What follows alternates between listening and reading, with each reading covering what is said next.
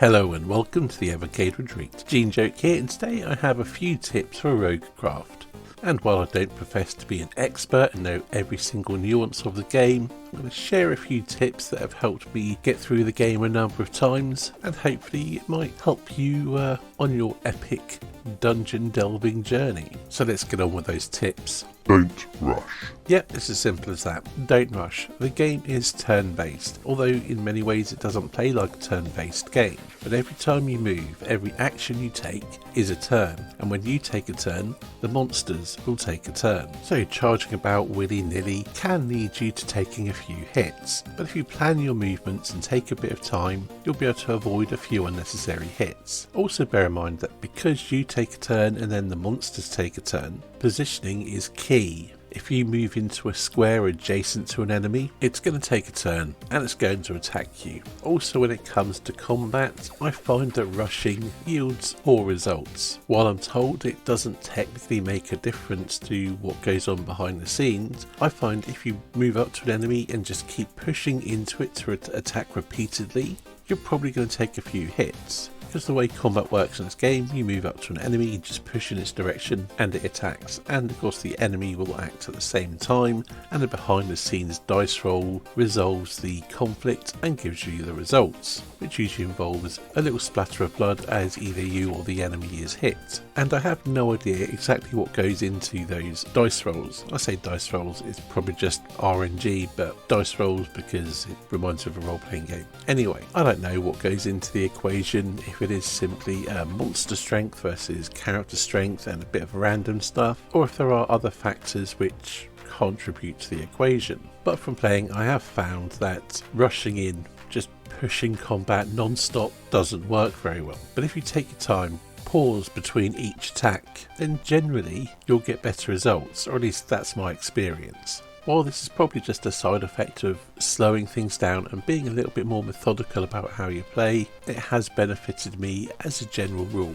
So yeah, slow down. Position is everything. Because of the way combat is resolved, as I mentioned with these random dice rolls or whatever, you need to take every advantage you can and not place yourself in risky situations. As I mentioned about the positioning and not allowing yourself to take hits that you don't need to. Consider the tiles adjacent to enemies to be their areas of threat. If you move into it, you're going to take a hit. But also the same applies to the squares adjacent to your character. If an enemy moves into that space, it's going to take a hit from you, or possibly, and you can take advantage of this. Move next to a wall, push into the wall, you won't go anywhere, but the enemies will move, and likely they'll move towards you. So you can lure them into your area of threat, and then deliver a good hard slap. Similarly, don't let yourself get cornered. Think about your moves through the screen. If you have a screen with 3 enemies on it, and you know you can't take them on because you're low on health and have no potions to remedy that, avoid getting close to them at all costs. Maybe take a different route around the room coming from a different entrance. If there are pits or traps on the floor, use them to your advantage as you navigate around the room, maybe luring enemies into them or preventing them from getting too close. Also bear in mind, where you enter a room from can make a difference. This is especially key with the wizard, but I'll come back to that a little bit later. Your starting position in the room does make a difference. So if enemies are swarming towards you and you think you might get surrounded, don't be afraid to just exit out of the room and come back in, because their positioning will change. Secret areas are easy to spot. Look for cracked paving slabs where doors might be on the bottom or the right hand side of the screen. As for the top and left hand side of the screens, you'll quickly learn to recognise these slightly cracked walls which reveal the secret rooms. Mimics are also easy to spot when you know how. As far as I can tell, the sprites for mimics and treasure chests are identical. However, the positioning of a mimic on the tile reveals its nature. They tend to be offset to the left somewhat. You'll be able to see from the footage here how I can just go straight up to a chest and know exactly what it is. You can spot the difference quite easily once you see it. Once you've seen it once, it's easy. Unless perhaps you're playing on a small screen, maybe that might make it more tricky. Maybe, I don't know, I've barely played it on a handheld. I've pretty much always done this on the VS. If you're playing the wizard and you're in doubt as to whether it's a mimic or a chest, just shoot it. If it's a mimic, it will take damage or it will start trying to attack you. but it'll be a distance away, so you can take the necessary action. Potions make a huge difference. As 2 of the potions in every run are randomised, it pays to learn what they are pretty soon. The Reveal Everything potion is rather useful, as you can plan your routes around it, and maybe avoid any excessive back and forthing or wasting of time. It's also a potion you don't really want to keep any more than 1 extra of. If you're struggling with inventory space, it's a good one to use up to make room for the key or something more useful. I tend to keep 1 in reserve when I get to the next level and use it straight away, and then plan my journey to find the key accordingly. Remember, the regeneration potion regains 1 point of health per turn, I think it is. So if you use it in combat when you're low on health, you want to move around before risking taking any more hits. The Chickenizer is useful as it turns the enemies into chickens, even the mimics. The downside is it can also make them the Chicklehoteps, so don't always assume they're going to be an easy kill. While 2 of the 3 will be, 1 might have a nasty surprise. Okay, one correction on that is I'm not entirely sure it turns them into the Chicklehoteps, but in many cases there may be a chicken on the screen already, and if it is a Chicklehotep, I don't believe it changed it to a regular chicken. And as a result of using the Chickenizer potion, I have ended up facing a Chicklehotep earlier than I would normally. The alcohol is a bit useless. I mean, it makes you stronger, but the reversing of your controls can complicate things somewhat. It is useful for getting the Viking Power achievement though. Stack it up and you'll see. Know your enemy. Or specifically, know how much damage they can do to you. Know how much damage you can take in a single hit from a specific enemy. This will help you manage your healing items, your potions, your heart pickups and so on. If you know you're in a position where certain enemies are going to one-shot you because you're low on health, you might want to heal. Try not to enter into any melee combat when you can be one-shot by the enemy. Conserving health potions is handy and all that, but they won't do you much good if you're dead. Okay, so let's go on to some character specific advice. Starting off with the warrior. And there isn't much to add here. The warrior is the base gameplay, what the game was built around from its Rogue 64 origins. What applies to the warrior pretty much applies to the others too. So the main advice I will give regarding the warrior is to search the entirety of every level before going through the exit. Kill every enemy, because the more enemies you kill, the sooner you'll get the health or strength upgrades. So I recommend doing this with every level up until about 9 or 10, by which point you should have your health and strength fully maxed out. From there on you can rush through the levels if you wish, although there are achievements to get if you continue to be thorough through the entire game, but if you just want to try and beat it, after you're maxed out there's not much point taking out every enemy, but you will want to conserve some potions for the final boss. So we'll move on to the rogue. The rogue is considered the medium difficulty, but in all honesty I find this one the most difficult, and I think it's the hardest to master. The rogue's special ability is its teleport, and this takes up part of your inventory the whole way through the game, so it means you can carry fewer potions.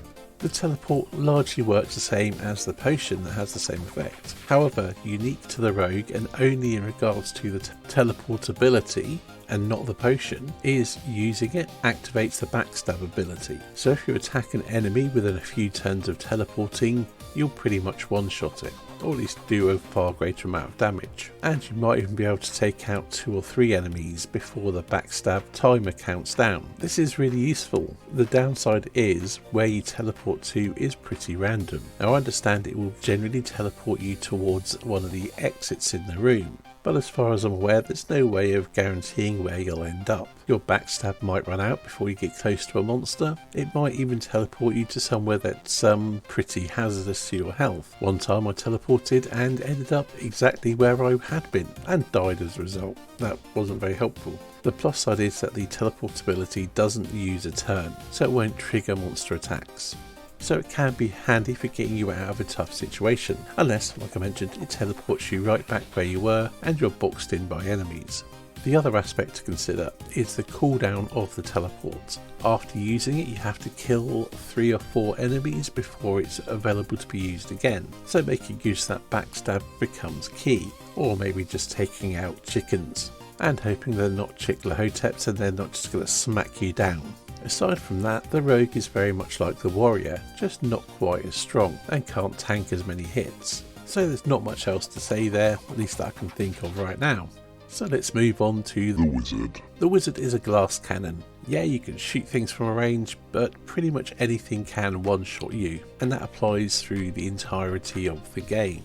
Managing your health pickups, especially early on when you start out with just 2 hit points, is key, but more important is not ending up in harm's way. Fortunately, one of the things that makes this easier than a rogue is that by being quite methodical, you can quite often eliminate all risk in encounters. Well, in some encounters. Is there a treasure chest nearby? Is there a hole in the floor? Basically, is there anything that will prevent the enemies getting within melee range of you? So you can just pick them off at 0 risk to yourself. Because most enemies will not cross over gaps in the ground, they will not pass through chests, or any pickups, be it a heart or a potion or divine intervention. Also, the fire pits and acid can work to your advantage just like they do with the other ones. So if you've got things lined up so enemies have to come through them to get to you as you shoot at them, they can take more damage than you're delivering just by yourself. Of course, not every screen will allow for that. Sometimes there'll be multiple enemies and no obstacles, so you have to be a bit more clever. Earlier I mentioned about your positioning when you enter a screen. If you go into a screen and bearing in mind that the direction you're facing and the direction you last pushed is the direction your magic missile will fire on, or fire in rather. Is there an enemy in your direct line of sight? Even if he's out of range of your magic missile, just fire your magic missile as they move into your direction and try and take them out before they get to you and shatter you like the glass cannon that you are. And if you're not lined up with any enemies, but there is one that is adjacent to it and in line with the other square that leads onto the room, exit out, move over to the other square and then come back in. Don't try and faff about getting your shots lined up on the screen, because every time you move to get into position, the enemies are moving. But if you're entering the screen in the right position, you're off to a solid start. So yes, the wizard is absolutely all about cheesing your enemies. And because positioning is so important, doubly so with the wizard, and firing your magic missile will trigger enemy turns, you can use that to your advantage. The wizard has the greatest threat range in the game, but because you have to line it up, bearing that in mind, I'll say it's essential. But once you get the hang of working out your positioning and controlling the enemy's movements within the environment, the wizard actually becomes probably the easiest of the characters to play through, although it does make for a longer playthrough. A good wizard run where you complete the game or at least get to the final level is probably going to take you between an hour and a half and 2 hours. And other than managing your positioning and picking enemies off one by one, the other bit of advice I would give for the wizard is don't be afraid to run circles around the enemies, take the long way round routes, and avoiding conflict until you have the upper hand. And this bit applies to all the characters, is the movement of the enemies is fairly predictable. You can usually navigate around a room without putting yourself in too much risk, and you can usually spot the times when that's not going to be possible. The narrower, smaller rooms that have 3 enemies in them, they could be problematic. But the large open rooms with the odd obstacle or tool, you can usually keep away from all the enemies and get to another exit. So when you're low on potions or health, it's a good call just to sort of rush on ahead, carefully rushing that is, but to bypass the enemies and come and take them out when you're better equipped to do so. You never know if there's going to be a health pickup or a potion in the next room which could turn the tide entirely. Anyway, I think that's all that I can think of off the top of my head. I hope you found something in there useful, and if not, well, maybe I entertained you along the way or something. Yeah, whatever. Anyway, that's it for this video. Thank you for watching, and I'll see you in the next one.